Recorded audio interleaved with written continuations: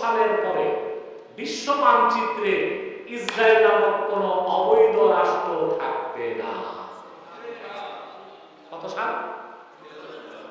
2054 সালের। আল্লাহ বলেছেন তাদের কোনো সাহায্যকারী নাই, আসলেই তাদের কোনো সাহায্যকারী নাই। আজ থেকে 3000 বছর আগে তারা তাদের ভূমি হারিয়েছে।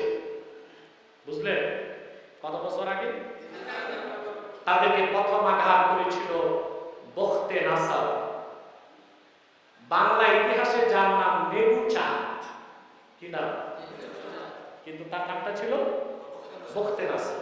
সে বাইতুল মুকাদ্দাস হামলা করেছিল, তাওরাতের সবগুলো কিতাব আগুনে জ্বালা দিয়েছিল, 7 লক্ষ ইহুদিকে হত্যা করেছিল। আল্লাহ নবী হযরত দানিয়াল তখন বাইতুল মুকাদ্দাসে ছিলেন, তিনি কোন রকম আত্মগোপন করে প্রাণে বেঁচেছিলেন।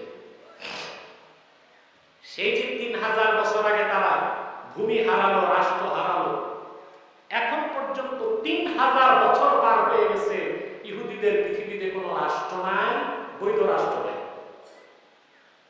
তাহলে আসলে তাদের কোনো সাহায্যকারী নাই, দুনিয়াতেও তাদের কিছু নাই, আখিরাতেও তাদের। এই ইহুদি সম্প্রদায় 1500 বছর আগে মনে প্রাণে বিশ্বাস করত মুহাম্মদ সাল্লাল্লাহু আলাইহি সাল্লাম আল্লাহর আখিরি নবী।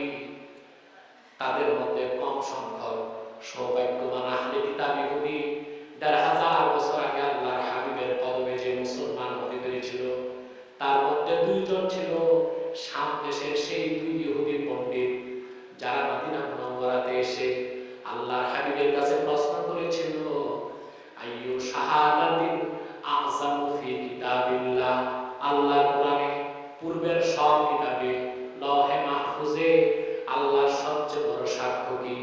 আল্লাহ তার হাবিব মুহাম্মদ সাল্লাল্লাহু আলাইহি সাল্লামের কাছে সরাসরি জিবরিল পাঠায় জবাব দিয়েছেন, শাহিদাল্লাহু আন্নাহু লা ইলাহা ইল্লাহু, আল্লাহ নিজে সাক্ষ্য দিয়েছেন নিশ্চয়ই তিনি ছাড়া কোনো ইলাহ নাই।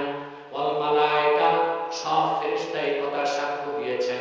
ওয়া উলুল ইলম, সব জ্ঞানবান এই কথার সাক্ষ্য দিয়েছেন। কাইমাম বিল কিস, আল্লাহ সব কাজ ইনসাফের সাথে আঞ্জাম করেন। লা ইলাহা ইল্লাহু, তিনি ছাড়া কোনো মাবুদ নাই, উপাস্য নাই, তিনি আজিজ, তিনি আর হাকিম। ইন্নাদ-দীনা ইনদাল্লাহিল ইসলাম, আল্লাহর কাছে একমাত্র মনোনীত দিন হলো ইসলাম। এর চেয়ে বড় সাক্ষ্য আর কোনো কিছু হতে পারে না।